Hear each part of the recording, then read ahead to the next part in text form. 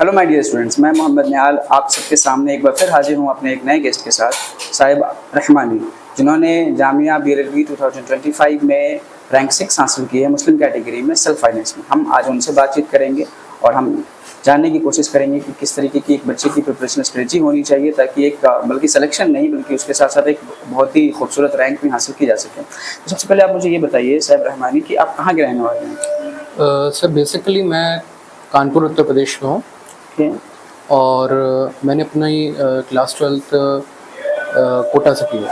आपने इंटरमीडिएट कोटा से अपनी प्रिपरेशन की है, तो इंटरमीडिएट में क्या स्ट्रीम था आपकी? सर मेरी स्ट्रीम PCM थी, फिजिक्स केमिस्ट्री मैथ्स। ओके। मैं साइंस स्ट्रीम से था। ओके, आप साइंस स्ट्रीम से थे। Yes, उसके बाद आपने फिर लॉ का क्यों सोचा? Sir law as a person मतलब आपको अच्छे से और सोसाइटी को समझने में मदद करती है और आप लीगल फील्ड में उतर के सोसाइटी के लिए और बेटरमेंट कर सकते हैं।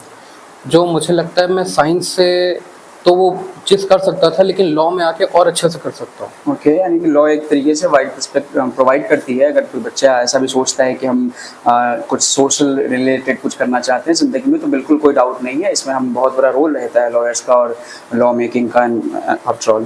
तो आप मुझे ये बताइए कि आप MLS के किस बैच में थे? सर मैं दृष्टि 1.0 बैच में था और मैंने बैच दिसंबर में लिया था। अच्छा, आप ऑफलाइन में थे ऑनलाइन में थे? सर मैं ऑनलाइन था। आप ऑनलाइन वाले बैच में थे। तो अब हम मुझे एक एक करके ये बताइए, जो बच्चे हमसे जुड़े हुए हैं बेसिकली, तो प्रिपरेशन स्ट्रेटजी क्या रहती है? जैसे आप साइंस बैकग्राउंड से थे, आपने शिफ्ट किया, लगभग पूरा स्ट्रीम चेंज हुआ है, तो जो बच्चे साइंस के हैं वो प्रिपरेशन करना चाहते हैं, वो जानना चाहते हैं किस तरीके से प्रिपरेशन की जा सकती है ताकि उनको कोई परेशानी ना आए, क्योंकि जो परेशानियाँ आपने अपने टाइम में टैकल की हैं तो उन्हें एक बेहतर पर्सपेक्ट मिल सके कि उनको वो परेशानी टैकल करने में आसानी हो। तो किस तरीके से आपने प्रिपरेशन की और स्ट्रेटजी क्या रही है आपकी? सर MLS मतलब एज अ कोचिंग वो अपने आप में एक ऐसा स्टडी मटेरियल आपको प्रोवाइड करता है स्ट्रक्चर्ड वे में, जो आपको जामिया का एंट्रेंस क्रैक करने में काफ़ी मदद करता है और आपको एक बेसिकली आउटसोर्स से चीज़ों की ज़रूरत नहीं पड़ती है। तो जैसे आप लीगल का हो गया, तो जो सर ने मटेरियल प्रोवाइड किए थे वो काफ़ी स्टैंडर्ड थे और PYQs से बेस्ड थे, और बाकी मॉक्स हो गए। और आप इंग्लिश के लिए अगर गुफरान सर की क्लासेस पे जाएंगे तो जो वर्ड्स और वोकेबलरी आपको मिलेंगे उससे काफ़ी आपको मदद मिलेगी और बाकी स्ट्रक्चर वे में आपकी तैयारी हो जाएगी। ओके, लीगल के लिए आपने कैसे प्रिपरेशन? लीगल के लिए सर मैंने आयशा मैम के लेक्चर देखे थे और बाकी लीगल के लिए AP भरद्वाज मैंने रेफ़र करी थी। ओके, और जैसा आपने वो कैब के लिए बताया, हर एक बच्चों के ज़बान पे अभी मैं यही देख रहा हूँ, गुफरान सर उनकी एक बहुत ही फेमस है एक का चार ऐसे याद करने की ट्रिक वगैरह। तो आप मुझे ये बताइए, ग्रामर वगैरह और GS पोर्शन जो था आपने उसे कैसे कवर किया? सर ग्रामर के लिए मैंने बेसिकली SP बख्शी के लिए बुक ली थी, जनरल इंग्लिश ऑब्जेक्टिव की, वो मैंने रेफ़र करी थी। और मेरी क्लासेस पे जाएंगे तो जो वर्ड्स और वोकेबलरी आपको मिलेंगे उससे काफ़ी आपको मदद मिलेगी और बाकी स्ट्रक्चर वे में आपकी तैयारी हो जाएगी। ओके, लीगल के लिए आपने कैसे प्रिपरेशन? लीगल के लिए सर मैंने आयशा मैम के लेक्चर देखे थे और बाकी लीगल के लिए AP भरद्वाज मैंने रेफ़र करी थी। ओके, और जैसा आपने वो कैब के लिए बताया, हर एक बच्चों के ज़बान पे अभी मैं यही देख रहा हूँ, गुफरान सर उनकी एक बहुत ही फेमस है एक का चार ऐसे याद करने की ट्रिक वगैरह। तो आप मुझे ये बताइए, ग्रामर वगैरह और GS पोर्शन जो था आपने उसे कैसे कवर किया? सर ग्रामर के लिए मैंने बेसिकली SP बख्शी के लिए बुक ली थी, जनरल इंग्लिश ऑब्जेक्टिव की, वो मैंने रेफ़र करी थी। और ग्रामर की स्ट्रेटजी क्या थी आपकी, उसको कैसे प्रिपेयर किया आपने?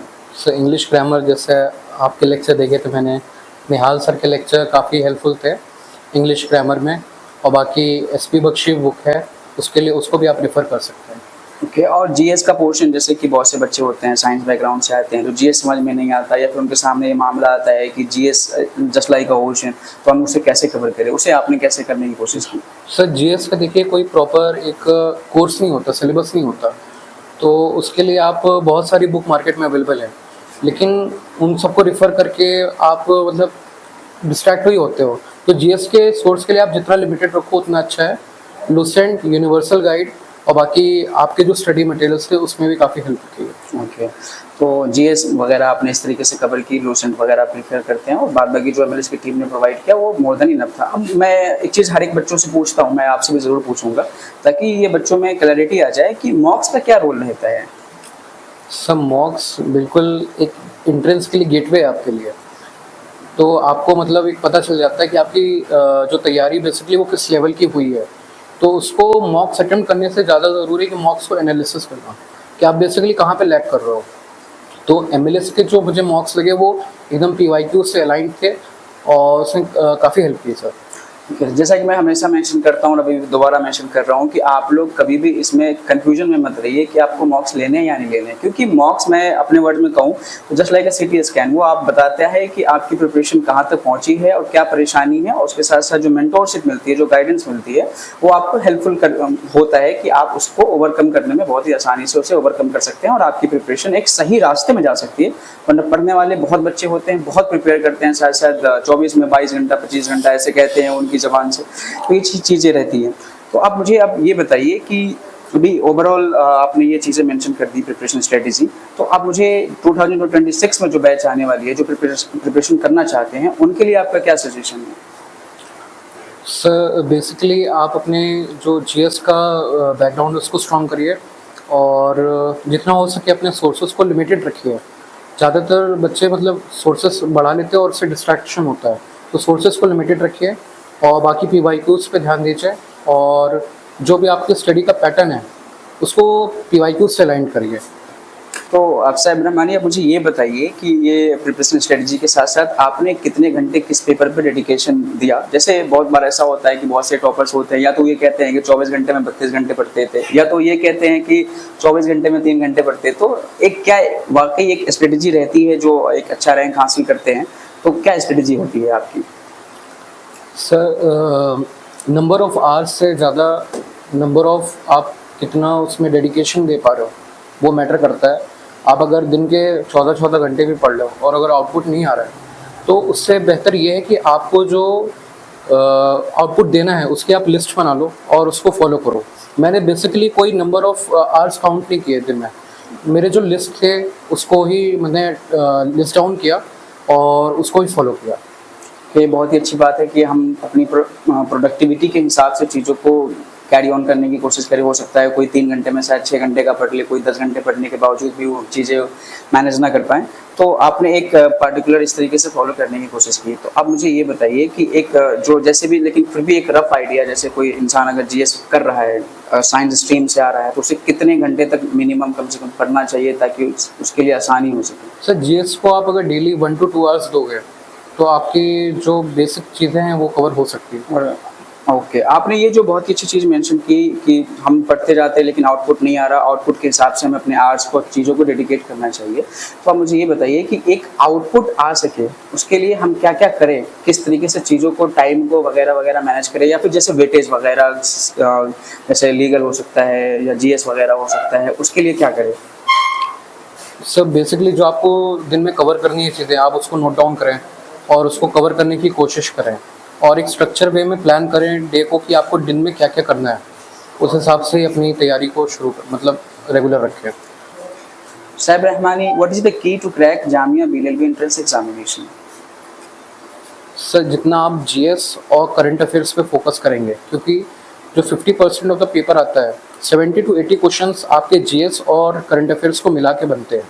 तो आप जितना फोकस GS और करंट अफेयर्स पे करेंगे आपके सिलेक्शन होने के और ज़्यादा परसेंटेज बढ़ते जाएंगे। ओके, अब बाकी की चीज़ों के लिए?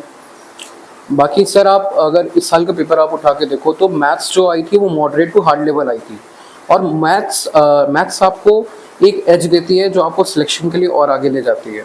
और मैं बात करूं अपनी, तो मैंने जो मैथ्स में 10 क्वेश्चन आए थे उसमें से मैंने 8 ट्राई किए थे और वो 8 के 8 सही हो गए थे। इसके लिए मैं थैंक्स करूँगा फैसल सर को कि उन्होंने लास्ट टाइम पे बोला था कि जो मैथ्स करेगा सिलेक्शन उसी का ही होगा, तो वो चीज़ भी मेरे लिए काम करी। जिस तरीके से हमने देखा है कि फैसल सर हमेशा बच्चों को ये ज़रूर कहते हैं कि मैथमेटिक्स को इग्नोर बिल्कुल भी नहीं करना चाहिए, क्योंकि ये हो सकता है पॉसिबली 10 में से 10 मार्क्स आपको दिला सकती है। उसके अलावा फैसल सर एक चीज़ और मेंशन करते हैं कि ये एक ऐसा सब्जेक्ट है जो कि कहीं ना कहीं आपको सेल्फ फाइनेंस से रेगुलर में ले जाएगा, और इसके बहुत सारे फ़ायदे हैं। एक तो रेगुलर बैच भी मिलता है आपको, उसके अलावा अगर मैं आपको बताऊँ तो इसके ये भी फ़ायदे हैं कि कहीं ना कहीं आप 35,000 पर ईयर भी सेव कर सकते हैं। अगर आप ऐसा चाहते हैं तो इस ऑफर को ज़रूर लें। Where do you see yourself in next 5 years? Sir जैसा आपने कहा कि 5 इयर्स, तो 5 इयर्स एक अपने आप में एक टाइम स्पैन होता है जो मुझे लगता है कि मैं जामिया में जाऊंगा, अपने आप को एक्सप्लोर करूंगा और चीज़ों को देखूंगा, तो उस हिसाब से मैं अभी से डिसाइड करके नहीं चल सकता कि मुझे कौन सी चीज़ पे स्टिक होना है, तो will explore and see things. बहुत बढ़िया, ये बहुत ज़रूरी चीज़ भी है, हमें अपने सिचुएशन के हिसाब से चीज़ों को देखते हुए अपने एक्सप्लोर करना चाहिए कोर्सेस वगैरह को, उसके बाद हमें कोई फैसला लेना चाहिए। ये बहुत ही एक अच्छी चीज़ है। इस तरीके से हमने देखा, हमने सैब रहमानी साहब से बात करने की कोशिश की और देखा कि हम किस तरीके से एक बच्चे की प्रिपरेशन स्ट्रेटेजी हो, खासतौर पर ये जो ये इंटरव्यू वीडियो जो है ये बहुत ही ज़्यादा हेल्पफुल है उनके लिए जो कि साइंस बैकग्राउंड से लॉ करना चाहते हैं। कहीं ना कहीं कि हमने देखा किस तरीके से सैब रहमानी, मैं इनके बारे में एक और बात बता दूँ, इन्होंने 98 पॉइंट समथिंग परसेंटाइल भी स्कोर कर रखा है जेई वगैरह में। तो ये एक बहुत ही एक इंस्पिरेशन की बात है, जो बच्चे अगर साइंस बैकग्राउंड से चाहते हैं कि वो बीएलएलबी करें या फिर एलएलबी लॉ साइड में आए, तो उन्हें बड़ा ही कंफ्यूजन रहता है कि एक प्रिपरेशन स्ट्रेटेजी क्या हो, क्योंकि हर कोई जो है बात करता है ह्यूमैनिटीज वालों की, और कहीं ना कहीं ये ऐसा प्री नोशन बन चुका है बच्चों के बीच में कि कहीं ना कहीं जो लॉ है वो सिर्फ और सिर्फ ह्यूमैनिटीज वालों के लिए बना है। तो हमने देखा है इस बैरियर को किस तरीके से सैब रहमानी ने ओवरकम किया, और आप भी अगर प्रिपरेशन करना चाहते हैं तो इस स्ट्रेटेजी को जरूर फॉलो कर सकते हैं। सैब रहमानी साहब, आपने अपना कीमती वक्त दिया, इसके लिए एमएलएस की टीम बहुत शुक्रगुजार है, और एमएलएस की टीम ये विश करती है, आपको कामना करती है कि आप अपनी ज़िंदगी में बड़े से बड़ा आला से आला मकाम हासिल करें और इसमें बहुत बहुत कामयाबी मिले आपको, और बहुत बहुत मुबारकबाद पेश करती है। ये आपकी मेहनत है कहीं ना कहीं, जो ये हम रैंक देख रहे हैं और ये सारी चीज़ें देख रहे हैं, तो इसमें बिल्कुल आपकी ही मेहनत है, डेडिकेशन है। Thank you so much dear viewers.